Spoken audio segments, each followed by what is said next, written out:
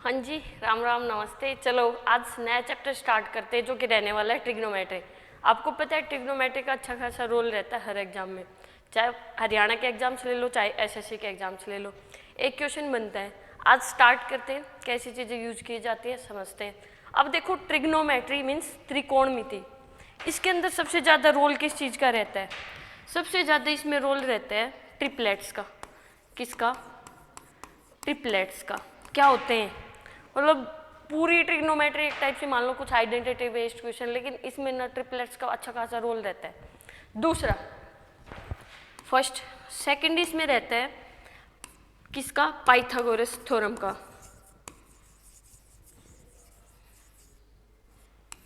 Theorem, ठीक है, ये जो पाइथागोरस परिमेय होती है ना, इसका,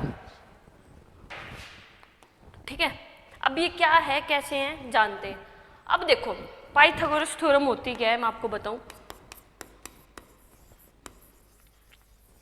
पाइथागोरस थ्योरम, देखो ये अपन को ये बोलते कि जो भी आपकी इसमें जो आपका हाइपोटेनस होगा ना वो बराबर होता है परपेंडिकुलर प्लस में बेस स्क्वायर। मतलब जो कर्ण का स्क्वायर होता है ना वो बराबर होता है लंब का स्क्वायर और प्लस में आधार का स्क्वायर। हम ये पूरी जो ट्रिग्नोमेट्री है ना हम इसको पढ़ते हैं किसके ऊपर?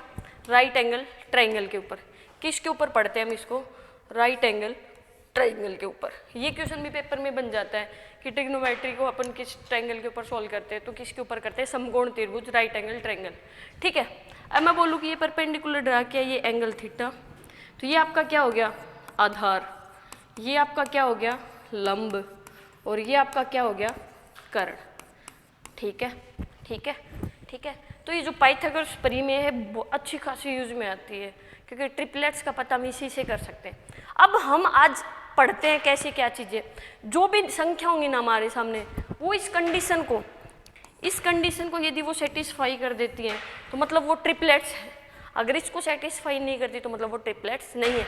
जैसे आपके सामने एक एग्जाम्पल लूँ, मैं बोलूँ कि 3, 4 और 5।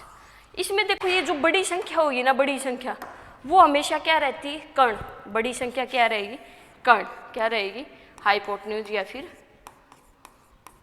फिर कर्ण, ठीक है। देखो इसमें सेटिस्फाई करवाते हैं। मैंने बोला कि बड़ी संख्या क्या हुई? कर्ण। तो ये क्या हो जाएगा आपके सामने? 5 का स्क्वायर बराबर किसका? 3 का और 4 का, तो 3 का स्क्वायर प्लस 4 का स्क्वायर। अब 5 का स्क्वायर आपके सामने क्या होता है? 25। 3 का स्क्वायर 9, 4 का 16, तो क्या है? 25 बराबर 25 हुआ। अगर ये कंडीशन सेटिस्फाई हो जाती है कि hypotenuse square is equal to perpendicular square plus base square, तो इसका मतलब ये है कि ये आपके सामने ट्रिपलेट्स हैं, ठीक है। जैसे मैं आपके सामने एक एग्जांपल और ले लूँ, 5, 12, 13। एक और ले लूँ आपके सामने 5, 12, 13। चेक करें 5, 12, 13 कि ये ट्रिपलेट्स हैं या नहीं, ठीक है। अब अपन आप आगे ये भी करेंगे कि आप कैसे चेक कर सकते हो ट्रिपलेट्स। सस्ती सी ट्रिक आपके सामने, देखते जाओ। अब मैंने आपको बोला कि हमारे सामने थ्योरम होने वाली है hypotenuse square is equal to base square plus perpendicular square. जो बड़ी वैल्यू होगी वो आपके सामने क्या रहेगी? हाइपोटेन्यूज। तो ये क्या हो जाएगी?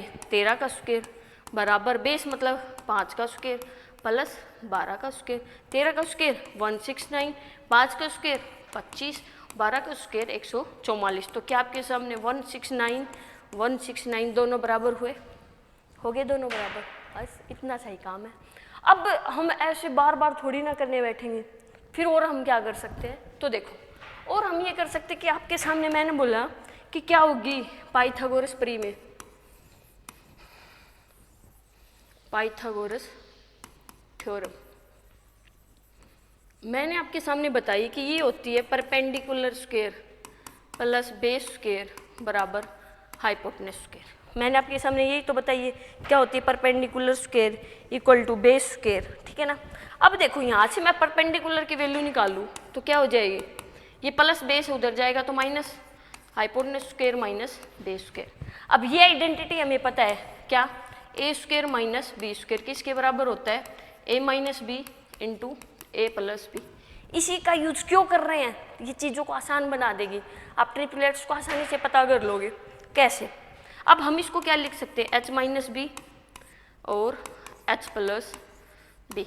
ये लो, अगर परपेंडिकुलर की वैल्यू है उसका स्क्वायर कर देंगे तो हम ऐसे भी ट्रिपलेट्स निकाल सकते हैं। जैसे मैं आपके सामने एक एग्जांपल ले लूँ, जैसे मैं ले लूँ 20, 21, 29।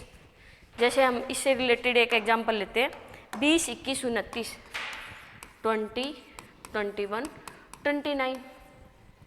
ये और भी चैप्टर्स में हेल्प करते हैं ट्रिपलेट्स, जब आपके सामने दो साइड दे देंगे दूसरे का पता करना रहेगा। तो ट्रिपलेट्स का यूज आज अच्छे से समझोगे तो फायदेमंद रहेगा आपके लिए, ठीक है। अब देखो मैंने बोला जो बड़ी वैल्यू होगी वो क्या रहेगी आपकी, हाइपोटेन्यूस। इनमें से को मान लो। अब हमारे सामने देखो, हम मान लें कि परपेंडिकुलर कितना 20, तो 20 का square is equal to hypotenuse 29 minus 21 और 29 प्लस 21, 20 का स्क्वायर 400। इसमें से 21 में से 29 में से 9 21 गया तो 8 गुना इधर कितना आएगा 50, 8 पंजे 40, तो कितना है 400 बराबर 400। इसका मतलब ये जो नंबर था आपके सामने 20, 21, 29, ये क्या था, एक ट्रिपलेट। तो आपको पता करना है कि आप ट्रिपलेट्स है या नहीं, उनको कैसे पता करोगे, इस थ्योरम से पता करोगे, ठीक है, पाइथागोरस थ्योरम से।